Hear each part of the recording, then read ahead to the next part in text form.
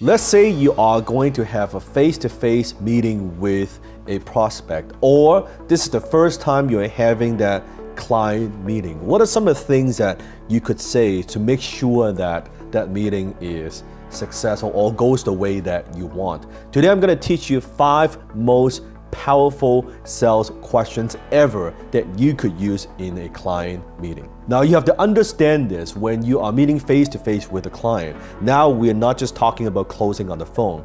When you are sitting down face to face, belly to belly, toe to toe with a client or multiple clients or prospects, knowing that your body language also comes into play.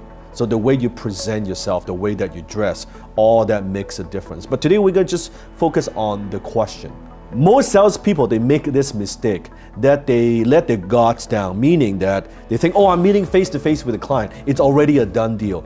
No, it's not. Just because you're meeting face to face with a client or prospect, it doesn't mean that you've already closed the deal. In fact, if anything, you need to be even more cautious when you're meeting face to face. The second thing you need to pay attention to is, what is the outcome that you want, right? Most salespeople, they go into a meeting without a clear outcome, and they think that if they do a good job delivering a lot of data, giving them a lot of information, that naturally they will want to buy. That's not the case at all. You need to set the tone and set the agenda in the beginning.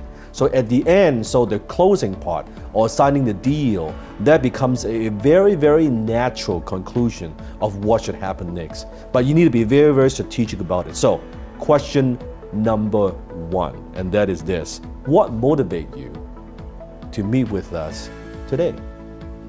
That's it. What motivates you to meet with us today? Now, why is that question so powerful? Because that question gives you some information, some intel. It tells you what are their motives, right? Why? It's just like, why are we having this meeting today? Instead of asking that way, it's, so what motivates you to have this particular meeting, or what motivates you to have this meeting today? Then the prospect would do 80-90% of the talking. And what you should do is now taking notes, paying attention. What are they saying? And let them talk. Don't interrupt them. Let them talk. Let them talk for 5-10 minutes. Let them talk. And then you pay attention. The second question that you could ask is this: exactly what are we trying to accomplish today here? That's a very powerful question. See how that is very, very outcome driven? It's very goal oriented. Exactly. I like to use the word exactly. What are we trying to accomplish here today? And boom, again, a simple question, open-ended question. Let your prospect talk. Let them talk 80-90% of the time. And the third question that I like to use all the time, especially if I am doing any kind of consulting or brainstorming kind of work, I would have a big whiteboard kind of maybe behind me right here. And then I would ask this question: where are you today and where do you want to be? Now that question is so powerful because it tells me exactly what's the status of the company, right? Where are they what are their frustrations? What are the pain points? And then where do they want to be? Where do you want to be a year from now, 2 years from now? Write their goal. What I want to do is I want to present my product, my service, my solution, my system as the bridge between where they are to where they want to go. You see that's the gap. But my product and my service should be right there, the bridge, the perfect solution to help them to get from here to there. Instead of just you talking about how good your product is, how good your service is, and how long have you been in business, your track record and all that, much better to ask them, where are you now and where do you want to be? And again, you let them talk. The fourth question you could ask is, what seems to be the problem? And how long have you had this problem? Now that question tells you everything you need to know. What seems to be the problem? Remember, as closer, what we do is we are problem solvers. If it's a good fit, we go for it. If it's not a good fit, it's okay to say no. So it's very, very important to know what are their frustrations, right? What keeps them awake at night? What are those pain points? We need to know. Remember, there's no pain, there is no sale. So what seems to be the problem? And how long have you had this problem? And they might reply, oh, our problem is A, B, C, and D. And we've had that problem for more than 3 years now. And we've tried different vendors and we couldn't solve the problem. And you're taking notes. Perfect. That tells you how you need to sell and how you need to position your product as the perfect solution.